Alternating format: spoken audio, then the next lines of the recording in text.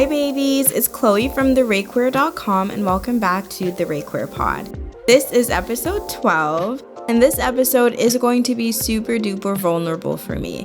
This is all about pre-grief, the grief journey, and giving you all a little bit of context as to how I find myself here, and maybe even opening up and asking if you've been through something similar. For those of you who might be new to listening to the pod, my name is Chloe. I am a Reiki practitioner. I am a wellness consultant. I am a person in 2025. I don't know. I hate doing that intro preamble, but if you're just finding me, I work in the wellness sector. I work in the community sector. And a really big part of our ethos on the podcast is providing a less sanitized, more raw, real version of what it looks like to be a person that works in the wellness industry and in the sector that is really all about love and light, but doesn't really talk about the underbelly and the nitty gritty. All right, so let's hop right into it. So as I mentioned before, this is going to be a very, very vulnerable, and I do feel a little exposed even talking about this, but I think speaking about things is personally a part of my journey. It's what helps me to heal. It's what helps me to connect and just name the emotion. And if there's anyone else that can empathize or is on a similar journey, then it's always so worth it to me to be a representative of, someone who's actually talking about that. I really don't vibe with the version of social media where we're only showing us at our best or our most cool or our most postable. And I think pushing back against that is so important. So on this episode, I am going to open up about my grief journey, which feels so weird to say for so many different reasons we'll get into. But I think most of all, it has been very challenging to actually name to myself that I am, in fact, on a grief journey. And this is the unnamed emotion that I've been living with for a bit. So to provide a little bit of context as to why I'm even talking about this and how it's been coming up and manifesting in my life, for the last, I'd say 4 or 5 years, I've been closely supporting a family member through what is currently a chronic illness journey and will sooner than later devolve into an end of life journey. And that's so oh my God. At first, I was really the only person who was supporting her, or one of very few who was supporting her.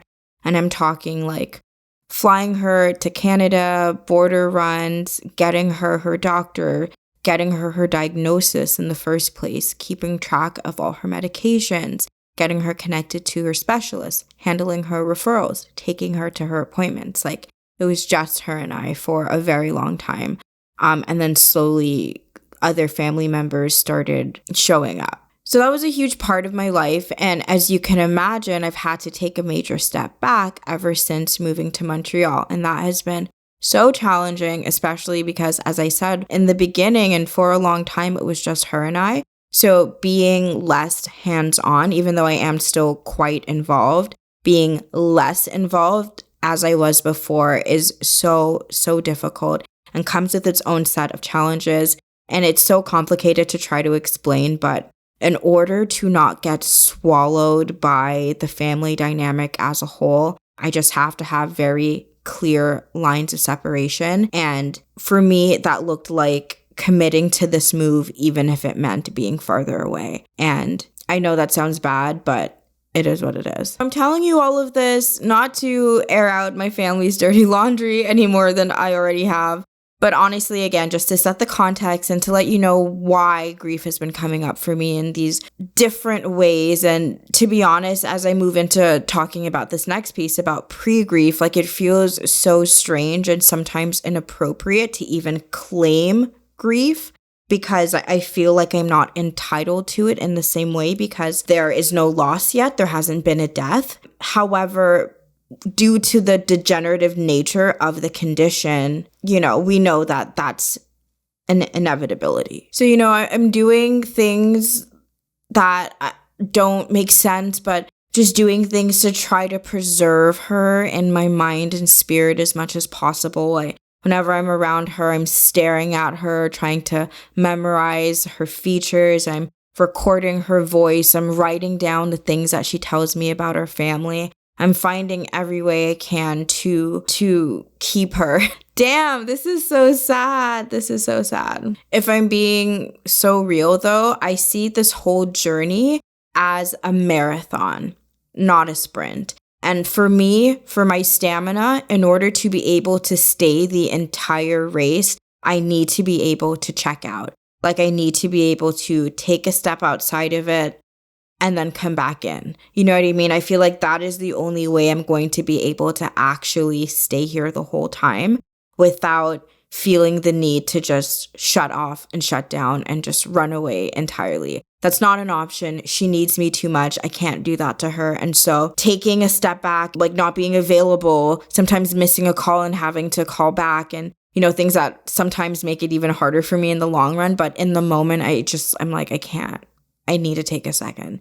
And it's selfish of me in a lot of ways, but at the same time, I'm giving myself so much grace because there's simply too much on my plate. And, think about it. If I have 3 plates to spin and 2 hands, I'm always going to have to set one down. So if I'm like crushing it at work, then maybe I am not being as available as I need to be for this person, which really sucks. Or maybe it's that I am on top of my caregiving duties. I have everything lined up. I'm focused. I'm locked in.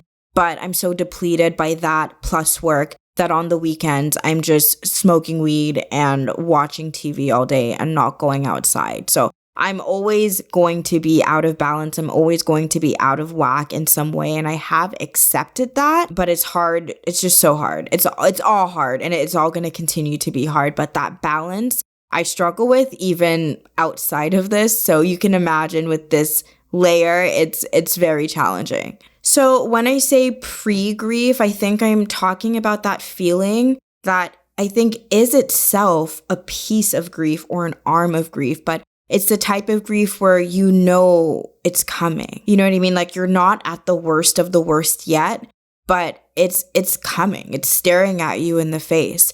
And I feel like it's so wild because now I'm talking about it on the other side, but one day, unfortunately, I will be on that side of it. And I don't even know. Like, I don't even know how bad it's going to get. I don't even know how bad it can get, how bad it can feel. And I know we're not supposed to grieve the dead while they're living. I know that. But how can you not? And I think also just to not even go that deep into the details of it, but the situation that she's dealing with is so uncomfortable that at the same time, it feels so cruel to not want that transition for her, because how can I look at her and be like, yeah, 20 more years of this, please. You know what I mean? So yeah, that part of the pre-grief does feel particularly cruel because I don't even know yet. Like I haven't even experienced the full-blown thing as yet. I feel as though I'm watching a tsunami coming from miles and miles and miles away, and I'm still safe, but I won't be for much longer. And so I have this like window of time. And I'm really feeling the pressure right now. This is my window of time to prepare as much as I can. Not only like the logistics of the end of life care or whatever, I think that will come in its time. And thankfully, my family has stepped up a bit more. So it's not just me, but even for my own self, I feel like I have to prepare myself. I have to get my mental health support ready. I have to make sure that my tools are good to go. I need a therapist. You know what I mean? Like all these things, I feel like I have to scramble and make sure that I have. That way, when the inevitable happens, it's not as worse as it could be. It's going to be bad. It's going to be even worse than I know, but it's not going to be as bad as it could be if I didn't pre-think of these things. You know what I mean? I'm trying to be my own friend here, but it's very hard to mobilize when there's already just so much to do all the time. So yeah, I feel like I really need to get on my Zoom. I need to get a wellness routine down.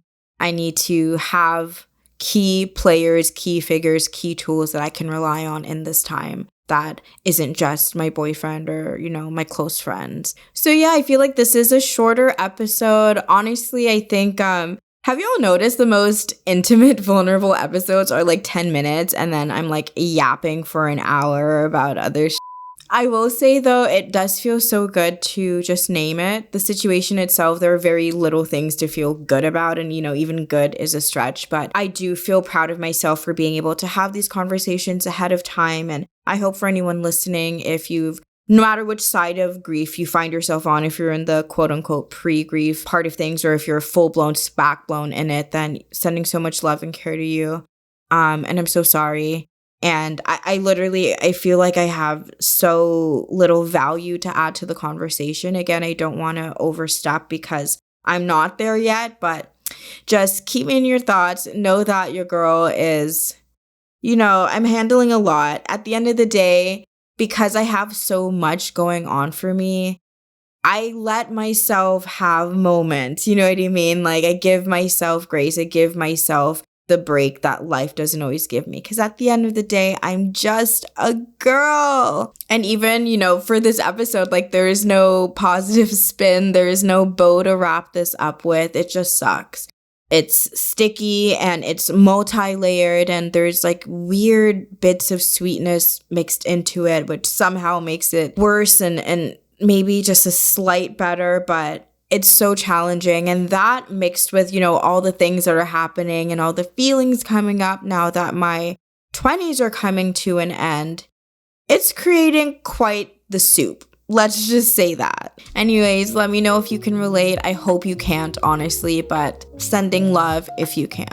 If you like this episode, let us know with the rating, with the like, you know the drill. Subscribe to our YouTube. Sign up to our newsletter at ReiQueer.com. Check out our written blog pieces. We also are starting something new where we're taking the written blog piece and returning them into videos on TikTok. So check out the ReiQueer on TikTok for those. We're going to start rolling out soon. We're really getting on our Zoom. Orion and I are doing our big one. We really are putting so much passion into this project. The ReiQueer pod is our baby, and we're so grateful for everyone that tunes in.